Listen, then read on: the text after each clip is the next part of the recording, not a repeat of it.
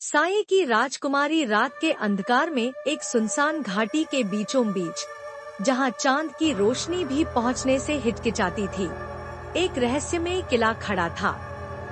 इस किले में रहती थी राजकुमारी नीरा, एक ऐसी राजकुमारी जिसका अस्तित्व आम इंसानों से अलग था।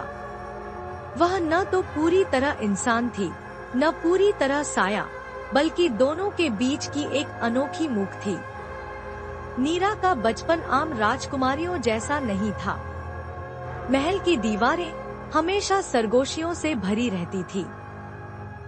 नौकर डर के मारे उसे देखते और कुछ तो उसकी परछाई से भी बचने की कोशिश करते। कहा जाता था कि नीरा की परछाई अपनी मर्जी से हिलती थी और कभी कभी वह दीवारों पर कुछ ऐसे शब्द छोड़ देती थी जिन्हें पढ़ने की किसी में हिम्मत नहीं होती। एक रात नीरा ने अपने कमरे की खिड़की से बाहर झांका तो उसे महल के बगीचे में एक साया चलता हुआ दिखा।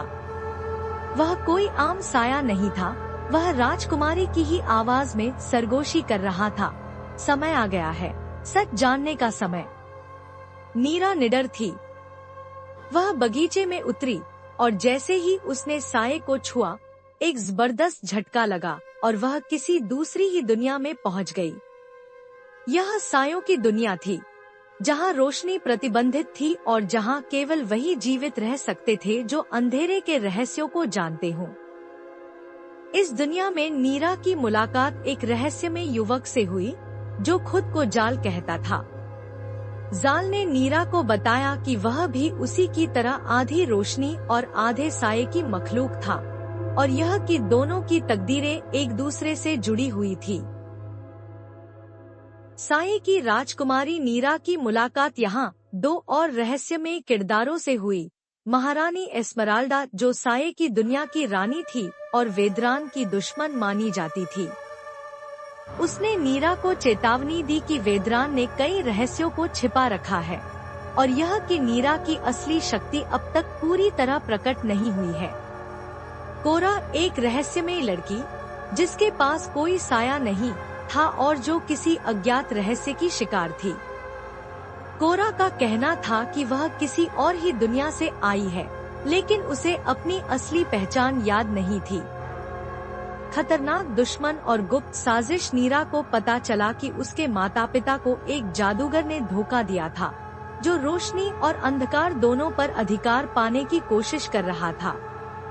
इस जादूगर वेदरान ने नीरा की मां को कैद कर लिया था और उसके पिता को साये की दुनिया से निकाल दिया था। इसी कारण नीरा हमेशा एक अजीब शक्ति के प्रभाव में रही थी। लेकिन सबसे चौंकाने वाली बात यह थी कि नीरा की अपनी ही परछाई उसकी दुश्मन बन चुकी थी। परछाई जो धोखा दे रही थी। जैसे जैसे नीरा अपनी शक्ति को समझने लगी, उसे एहसास हुआ कि उसकी अपनी परछाई उस पर नियंत्रण पाने की कोशिश कर रही थी। जाल ने उसे चेतावनी दी, हर साया वफादार नहीं होता, कुछ साये अपने मालिक को भी धोखा दे सकते हैं। नीरा ने तेजी से अपनी परछाई पर काबू पाने की कोशिश की, लेकिन तभी एक काले धुएं के साथ उसकी परछाई उसके शरीर से अलग हो गई और एक भयानक अट्टहास, जोरदार हंसी के साथ वेदरान के महल की ओर बढ़ गई। नीरा, जाल, एस्मराल्डा और कोरा ने साये की दुनिया में कई कठिन परीक्षाओं का सामना किया। उन्हें एक जादुई भूल भुलैया से गुजरना पड़ा, जहां हर दरवाजा एक नए भयावह सपने का द्वार था। एक दरवाजा खोलते ही नीरा ने अपने पिता को देखा, जो जंजीरों में जकड़े हुए चीख रहे थे। यह सब तुम्हारी वजह से हुआ नीरा, तुम्हें पैदा ही नहीं होना चाहिए था। साये की राजकुमारी, यह सिर्फ एक धोखा था, लेकिन नीरा के लिए यह सब हकीकत से कम नहीं था। वेदरान की सच्चाई। कोरा ने एक चौंकाने वाला सच बताया, वेदरान असल में नीरा का चाचा था। वह नीरा की मां से प्रेम करता था, लेकिन जब नीरा के पिता ने उसे ठुकरा दिया तो बदला लेने के लिए उसने अपनी शक्तियों को अंधकार में झोंक दिया। भयावह सामना। जब नीरा और उसके साथी वेदरान के किले तक पहुँचे, तो दरवाजे अपने आप खुल गए, जैसे किसी को उनके आने की उम्मीद हो। जैसे ही नीरा ने अंदर कदम रखा, अचानक साये ने उसे जकड़ने की कोशिश की।